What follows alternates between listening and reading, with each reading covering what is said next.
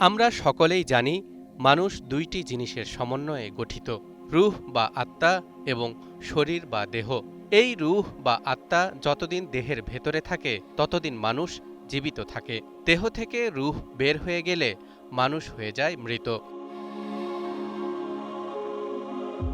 মৃত ব্যক্তির দেহকে আমরা কবরে মাটি চাপা দেই, যা সময়ের ব্যবধানে পচে গলে মাটির সাথে মিশে যায়। যদিও সহিহ হাদিস থেকে জানা যায় নবী রাসূলদের দেহ মাটিতে বিলীন হয় না, তাই আমাদের বিশ্বাস সমস্ত নবী রাসূলদের দেহ তাঁদের কবরে অক্ষত অবস্থায় আছে, কিন্তু অন্যদের দেহ মাটির সাথে মিশে যায়। কিন্তু প্রশ্ন হল, মানুষের মৃত্যুর পর তাদের আত্মা কোথায় যায়? দুনিয়াতেই থাকে নাকি আখিরাতে চলে যায়? কিয়ামত সংগঠিত হওয়া পর্যন্ত মানুষের রূহের সাথে কেমন আচরণ করা হয়? অনেকে আবার বলেন, মৃত ব্যক্তির আত্মা দুনিয়াতে মৃত্যুর ৭ দিন বা ৪০ দিন পর্যন্ত আত্মীয় স্বজনদের কাছে ঘোরাফেরা করে। কথাটা কি সঠিক? এসব প্রশ্নের উত্তর অনেকেরই অজানা। তাই আজকের ভিডিওতে আমরা এসব প্রশ্নের উত্তর কোরআন ও সহিহ হাদিসের আলোকে খুঁজে বের করব ইনশাআল্লাহ। ইসলামিক স্কলারদের মতে মৃত্যুর পর কিয়ামত হওয়া পর্যন্ত আত্মা যে জগতে থাকে তাকে বলা হয় আলমে বারজাখ বা অন্তর্বর্তীকালীন জগৎ। এটি এমন এক জগৎ যা আমাদের এই দৃশ্যমান পৃথিবী এবং আখেরাতের মহাজাগতিক হিসাব নিকাশের মাঝামাঝি একটি অদৃশ্য সংযোগ সেতু। আর সবচেয়ে বিস্ময়কর তথ্য হল, সব মানুষের আত্মা কিন্তু মৃত্যুর পর একই জায়গায় থাকে না। ব্যক্তির আমল, বিশ্বাস এবং ঈমানের উপর ভিত্তি করে তাদের অবস্থানের মাঝেও আকাশ-পাতাল পার্থক্য তৈরি করা হয়। পবিত্র কোরআনে আল্লাহ তাআলা এই অন্তর্বর্তীকালীন জগৎ বা বারজাখ সম্পর্কে স্পষ্টভাবে উল্লেখ করেছেন। এরশাদ হচ্ছে, হাত্তা ইযা জাআ আহাদাহুমুল মাউতু ক্বালা রাব্বিরজিউন লাআল্লি আ'মালু সালিহান ফীমা তারাকতু কাল্লা ইন্নাহা কালিমাতুন হুয়া কাইলুহা ওয়া মিন ওয়ারাইহিম বারযাখুন ইলা ইয়াউমি ইউবআসুন। যখন তাদের কারো কাছে মৃত্যু এসে হাজির হয় তখন সে বলে, হে আমার প্রতিপালক, আমাকে আবার দুনিয়াতে পাঠিয়ে দাও, যাতে আমি সৎ কাজ করতে পারি যা আমি করিনি কক্ষনো না। এটা তো তার একটা কথার কথা মাত্র।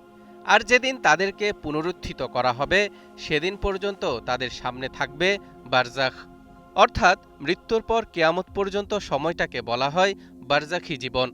এই সময়ে রূহ তার ভালো বা মন্দ কর্মের প্রতিফল ভোগ করতে শুরু করে। তবে সহিহ হাদিস বিশদভাবে বিশ্লেষণ করলে দেখা যায়, রূহসমূহকে মূলত কয়েকটি স্পষ্ট শ্রেণীতে বিভক্ত করে আলাদা আলাদা স্থানে রাখা হয়। ইমাম ইবনুল কাইয়িম রহমতুল্লাহি আলাইহ তার বিখ্যাত বই রূহ কিতাবে সহিহ হাদিসের ভিত্তিতে মুমিনদের রূহের অবস্থানকে কয়েকটি ভাগে ব্যাখ্যা করেছেন। যেমন ১. আম্বিয়া ও রাসূলগণের আত্মা। নবী ও রাসূলদের রূহ অবস্থান করে ঊর্ধ্বজগতের সর্বোচ্চ স্থান ইল্লিয়িনে। আবার তাদের রূহও পরস্পর মর্যাদা অনুসারে বিভিন্ন অবস্থানে থাকে, যেমনটি নবী করিম সাল্লাল্লাহু আলাইহি ওয়াসাল্লাম মেরাজের রাতে দেখেছেন। ২. শহীদদের আত্মা। যারা আল্লাহর পথে জীবন দিয়েছেন তাদের আত্মা জান্নাতে স্বাধীনভাবে ঘুরে বেড়ায়। সহিহ মুসলিমের একটি হাদিসে বর্ণিত হয়েছে, শহীদদের রূহ সবুজ রঙের পাখির পেটে অবস্থান করে জান্নাতের যেখানে ইচ্ছা সেখানে উড়ে বেড়ায়। আবার কোন কোন শহীদের রূহ জান্নাতের দরজায় অবস্থান করবে, যেমন ইবনে আব্বাস রাদিয়াল্লাহু তাআলা আনহু থেকে বর্ণিত হাদিসে এসেছে, শহীদরা জান্নাতের দরজায় দীপ্তমান নহরে সবুজ গম্বুজ বিশিষ্ট স্থানে থাকবে। সকাল সন্ধ্যা তাদের জন্য জান্নাত থেকে খাবার আসবে। ৩. সাধারণ সৎ ও মুমিন বান্দাদের আত্মা। মুসনাদে আহমদের একটি দীর্ঘ ও সহিহ হাদিসে বর্ণিত হয়েছে, মুমিন বান্দার মৃত্যু হলে একদল ফেরেশতা সেই আত্মাকে গ্রহণ করে জান্নাতের কাফন পরাবে ও সুগন্ধি লাগাবে। এরপর তাকে নিয়ে তারা আসমানের দিকে যেতে থাকবে। আর ফেরেশতাদের প্রতিটি দল বলবে, কে এই পবিত্র আত্মা? তাদের প্রশ্নের উত্তরে তারা তার সুন্দর নাম নিয়ে বলবে, অমুকের ছেলে অমুক। এমনিভাবে প্রথম আসমানে চলে যাবে। তার জন্য প্রথম আসমানের দরজাগুলো খুলে দেওয়া হবে। এমনি করে প্রতিটি আসমান অতিক্রম করে যখন সপ্তম আসমানে যাবে, তখন আল্লাহ রাব্বুল আলামিন বলবেন, আমার বান্দার আমলনামাটা ইল্লিয়িনে লিখে দাও, আর আত্মাটা কবরে তার দেহের কাছে পাঠিয়ে দাও। এরশাদ হচ্ছে, কাল্লা ইন্না কিতাবাল আবরারি লাফি ইল্লিয়িন ওয়ামা আদরাকা মা ইল্লিয়ুন কিতাবুম মারকুম ইয়াশহাদুহুল মুকাররাবুন। নিশ্চয়ই নেককার লোকদের আমলনামা সংরক্ষিত থাকবে ইল্লিয়িনে। তুমি কি জানো ইল্লিয়িন কি? তা হচ্ছে সিলমোহরকৃত কিতাব। আল্লাহর নৈকট্যপ্রাপ্ত ফেরেশতারা তার তত্ত্বাবধান করে। ৪. পাপী ও কাফেরদের আত্মার ভয়াবহ পরিণতি।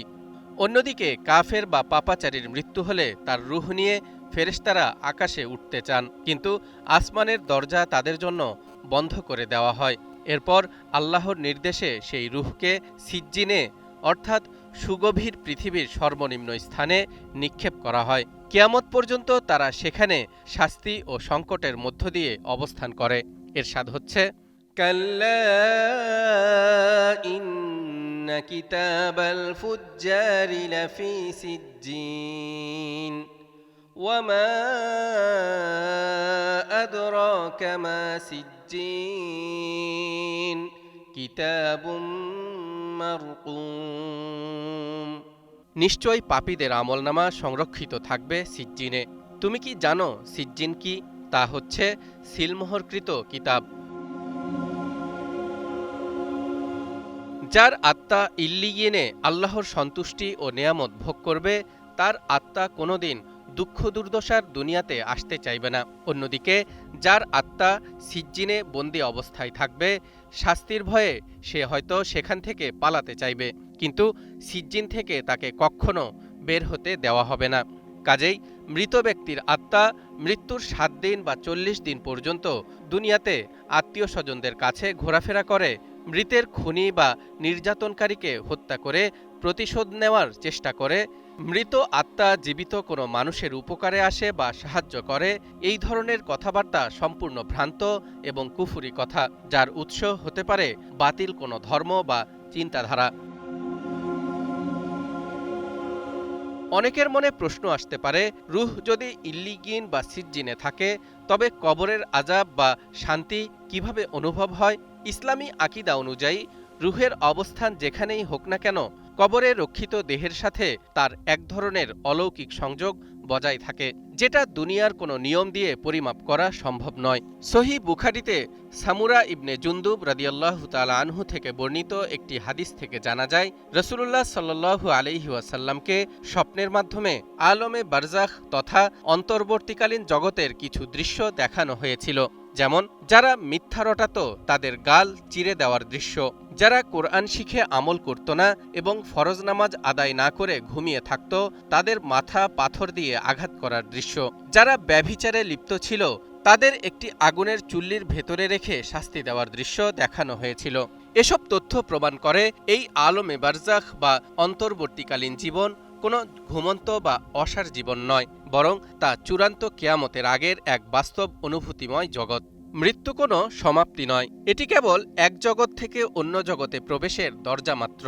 আমাদের আজকের জীবনের আমলই নির্ধারণ করে দিবে মৃত্যুর পর কিয়ামত পর্যন্ত দীর্ঘ অপেক্ষার সময়টাতে আমাদের আত্মা জান্নাতের পাখির ডানায় ঘুরে বেড়াবে নাকি সিজ্জিনের অন্ধকারে আটকে থাকবে।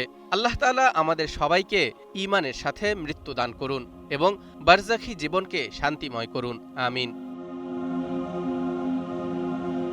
তালহা ইবনে রেজা, নিউজ 24।